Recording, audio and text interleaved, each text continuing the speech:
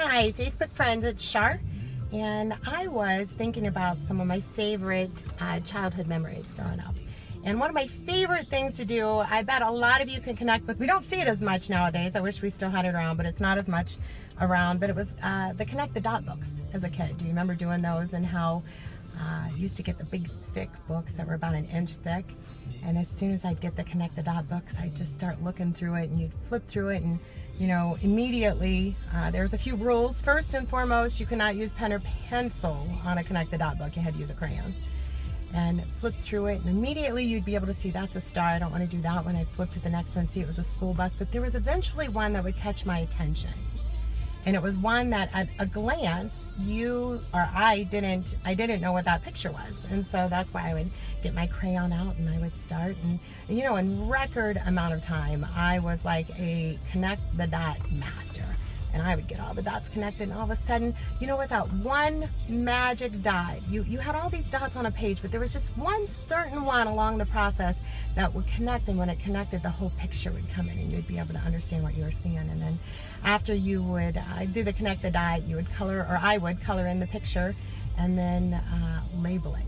You would sign it, so that if anybody came across that coloring book label later, they would know that you finished that picture. I mean, there were times where I would color the entire picture, top to bottom, was with crayon. And it's one of my favorite memories as a kid. And I remember the one day that, you know, I was really good at this. I would race other people, and we'd all start, and I would always win, and I was just the best at doing coloring. I remember one day going to the dentist office, and in his lobby, he had a coloring book, and I was flipping through, and I noticed that there was a Connect the Dot, but it was a little different than what I was used to, because it wasn't with numbers. It was with the alphabet. And I remember the very first time I saw it, and I thought, that's weird, that's strange, and was a little intrigued by it all, and noticed that it went from like a lowercase a all through the alphabet, then it went to large case A, and before you know it, the picture would come into place. But when I first started doing those, it was new to me. And even though it was similar to what I used to do, this was all new to me, and I wasn't very fast at it. I made a lot of mistakes, and felt a little slow. And I started noticing that I was seeking these opportunities out, and these puzzles, instead of the numbered ones, because I had done those, that I was actually starting to find those. When I would go in to be able to pick out a new book, I would make sure I was finding the alphabet one, because the more I practiced, I got faster and faster, and I gained confidence knowing now that not only did I master the numbered ones, but I had also mastered the alphabet ones. And you know, when I look back on that childhood, there's so much in our childhood that we're taught, or we learn, or we pick up along the way that we need to use in life, but we forget about it. And that is an excellent example that, you know, life is a lot like that Connect the Dot book. And you know, today, when we're going through this day, this is just a dot making day. That's what you do today, is that you're just going to make a dot. And that life comes behind us and will number it. And sometimes those dots will have numbers on them, and sometimes they might even have an alphabet or a letter associated with it. But you will be able to connect the dots. Sometimes it's immediately. Sometimes you're able to pull today into some other days, and it's all going to make sense. But sometimes you have to wait a while. And it's during those times that you have to wait, especially if you're having to wait a long while, that you lean on your faith, and that you trust your ability of how you've handled connecting these dots before, and the knowledge that you're prepared for anything that comes. But you don't get stuck on that page. You don't get stuck on this day when it's just a dot dropping day. You're going to keep moving. Just like that coloring book where maybe you came across one that you messed up, or maybe somebody else did. You didn't stop there. You kept going, and you keep flipping through. And you know what? You might dog-ear the page and come back to it later. Check on it from time to time. And some days are very, very, very uncomfortable. You're going to be slow. You're going to make mistakes. You might even stumble. It's on these days that you need to go easy on yourself, okay?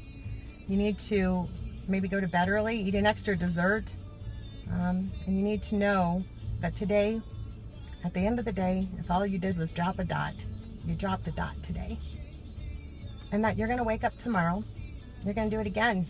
And that tomorrow's dot might be the one dot that makes that whole picture come together again. It's a beautiful process when you trust it. There's other days that are going to make no sense at all. No sense.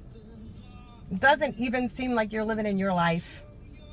Everything feels strange, maybe even alien. These are the days that you're making a dot in somebody else's book, or somebody else's puzzle. And you can't get stuck on those days either. And you're not supposed to make sense of their puzzle. You're just supposed to drop the dot. Maybe it helps them out. Maybe you're the dot that makes the picture all come together for them. And so you can't get stuck there because it's not your puzzle to solve. You could sit there your entire life trying to figure it out. You're not equipped to do it.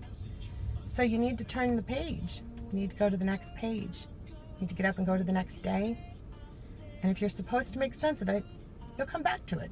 I know it makes sense. Just kind of like when you flip through that coloring book at a glance and you knew what that was and you knew what that was. You got your crayon out to do the ones that you didn't.